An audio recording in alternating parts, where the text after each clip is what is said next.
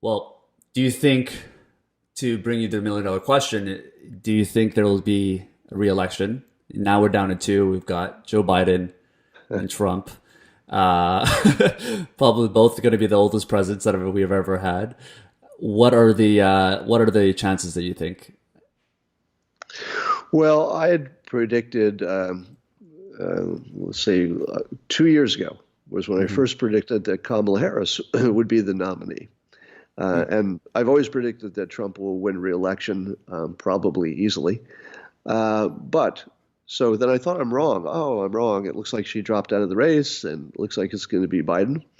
But if Biden picks Kamala Harris as his vice president, there is a general feeling, even among Democrats, if we're being honest, even the Democrats are saying, I don't know if Joe's young enough and capable enough. So I think people are going to look at the vice president as maybe the who would be the president 3 months after election, or even maybe before election day. It wouldn't Interesting. surprise me if you saw the Democrats decide to flip the ticket, 2 weeks before election. I could imagine that happening.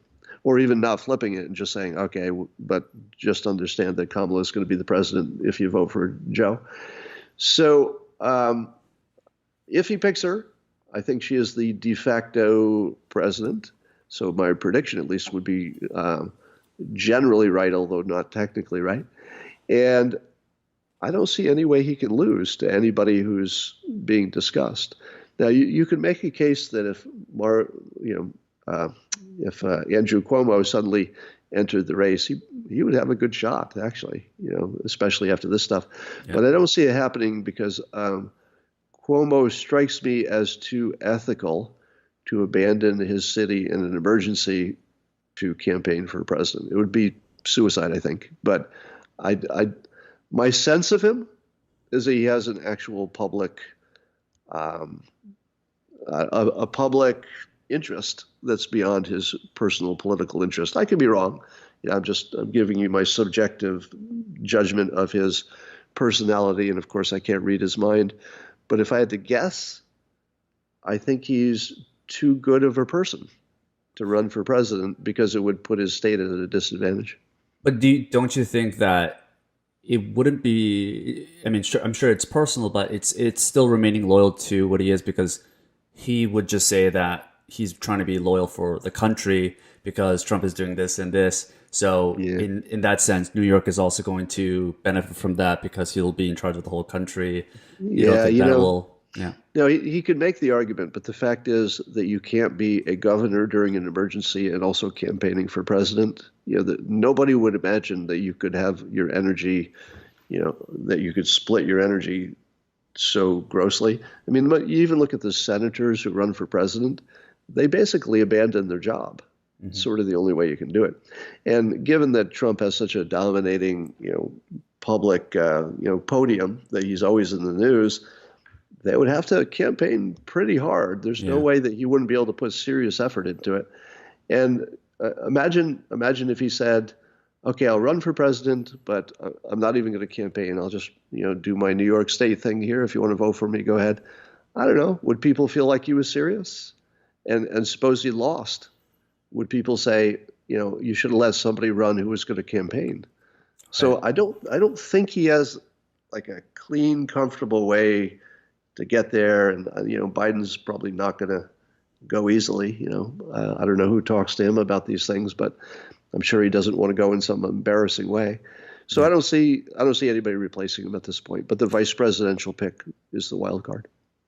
Yeah, I actually haven't heard that theory. It's interesting. So you think that Joe Biden, if he wins, he will find, because he did announce that he'll find a female VP. You think that person within that same term, if he wins, will make that vice president the president? I think that Joe's advisors in general, his cabinet, his vice president, and anybody close to him, will have an unusually large influence on the presidency because Biden himself is sort of a weak personality. And the vice president, just being close, will probably have maybe, potentially, depending on the personality. If it Yeah. were Kamala Harris, she has a personal relationship with him. Not everybody knows, but she was very close with his son, who's deceased. So she actually had a long-term family kind of connection with Biden. So one could easily see that they would have a close relationship. One could easily see that the Democratic leaders would channel their preferences through Kamala Harris because she's sort of tied into the Democratic leadership. So whether or not she actually took the job and became the leader in name, I don't know if that even matters, because I think she would be at least the channel for which the Democratic leadership's opinions would be funneled into the presidency. Doesn't that kind of defeat this whole idea of having a voting system if the nation decided not to vote for a person like Kamala, but in the end she becomes, if this was to happen, but she becomes the president anyways, wouldn't people actually be infuriated because she went through the exact same system, was not voted, lost by a heavy mile compared to some of these big candidates, but she would still become president? That would infuriate people. Well, the people who were, let's say, the campaign managers for candidates who didn't get that far will be really, really mad. But the one thing you can depend on is that the Democrats will back the Democrats and the Republicans will back the Republicans. So no matter how a hypothetical Kamala Harris accidental presidency would be, all the Republicans would dislike her, but would have anyway. Doesn't matter who the president is. All the Democrats will say, well, that's maybe not the way we wanted to do it, but she's pretty good, and they'll back her.